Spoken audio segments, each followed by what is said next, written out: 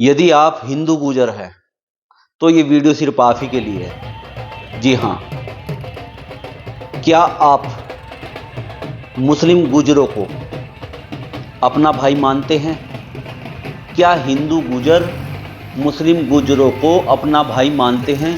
क्या उन्हें स्वीकार कर लेंगे? ये सवाल मैं आपसे पूछ रहा हूं। आप कमेंट बॉक्स में जवाब दीजिए। पूरे गुजर समाज से मेरा सवाल है, क्या आप मुस्लिम गुजरों को स्वीकार करने के लिए तैयार हो? जी हां। नमस्कार साथियों, मैं वरिष्ठ गुजर और आज आपसे बहुत ही महत्वपूर्ण मुद्दे पर चर्चा करता हूं। और चर्चा यह है कि आप देख रहे होंगे पश्चिम यूपी के शामली, सहारनपुर, मुजफ्फरनगर और मेरठ तक ये विषय है कैराना से सांसद इकरा हसन का।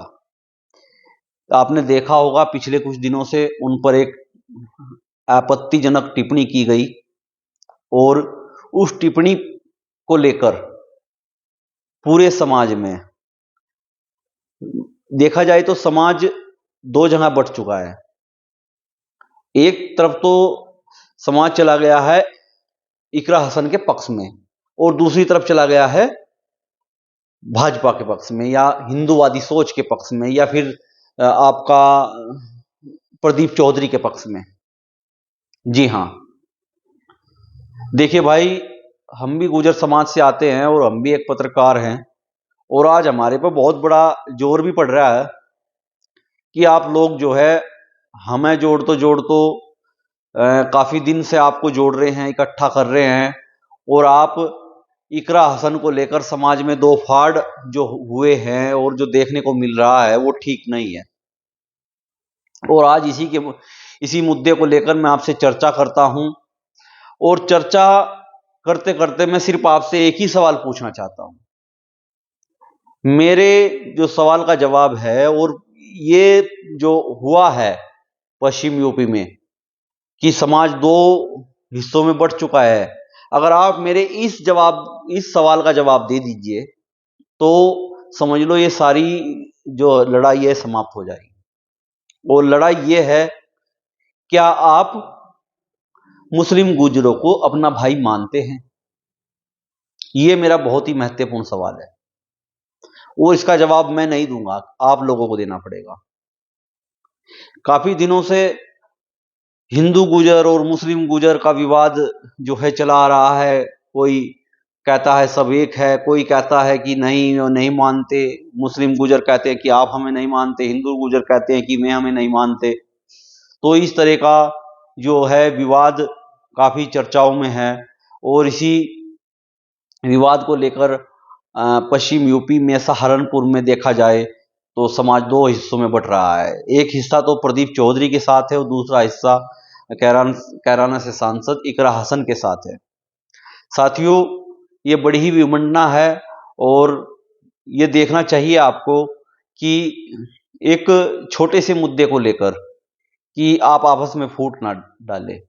ये बड़ा ही महत्वपूर्ण मामला है, इसे निपटाया जाए। और मैं आप लोगों से क्या देना चाहता हूं, यदि आप मुस्लिम गुजरों को अपना भाई मानते हैं तो फिर ये लड़ाई समाप्त करें।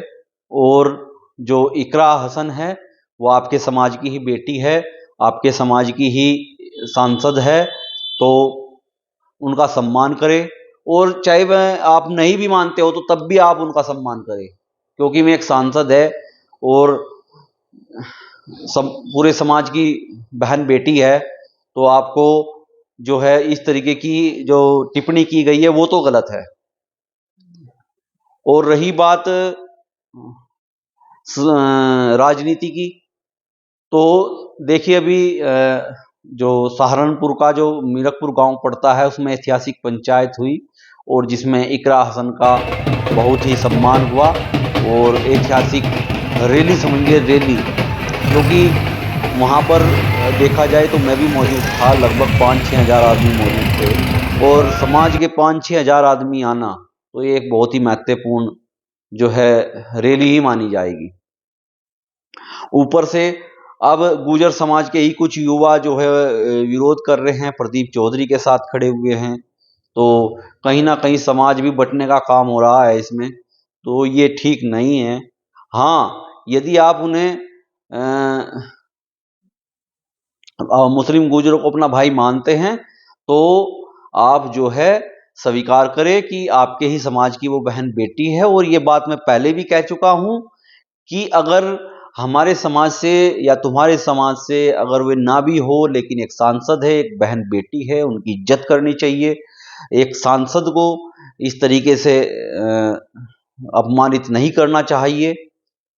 और हम देखा जाए तो नकुड़ विधानसभा में और गंगो विधानसभा में वहां पर कुछ ज्यादा ही हो रहा है। अरे भाई आप देखो तो देवबंद विधानसभा है, शांत पड़ी है, कोई किसी का विरोध नहीं कर रहा है। आपस में तो देवबंद विधानसभा में ऐसा कोई मुद्दा ही नहीं है कि आपस में इस तरीके की समाज जो है फट जाए।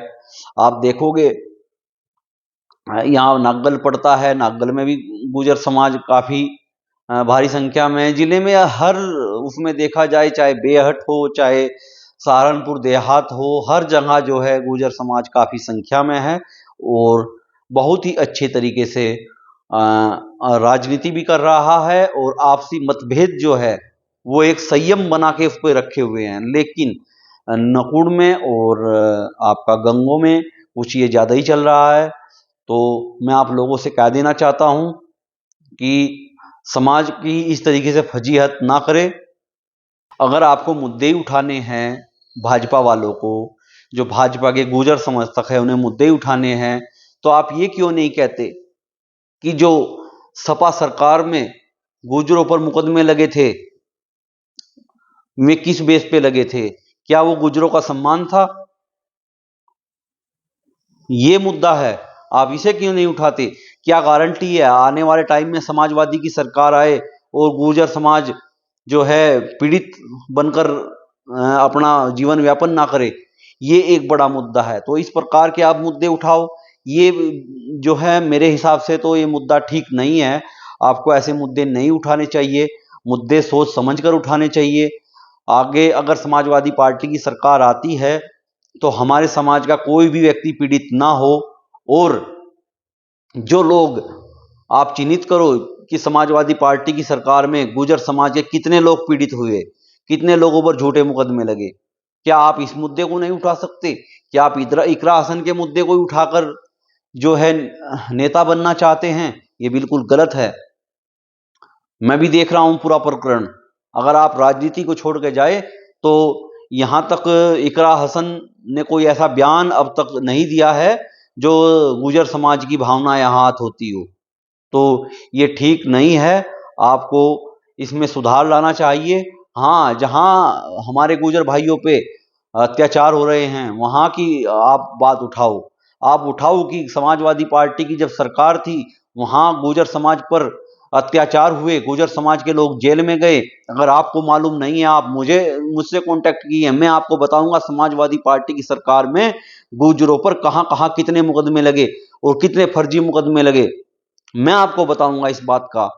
और इन बातों का मुद्दा उठाकर आपको राजकुमार भाटी जी से सवाल पूछना चाहिए, इकरा हसन जी से सवाल पूछना चाहिए।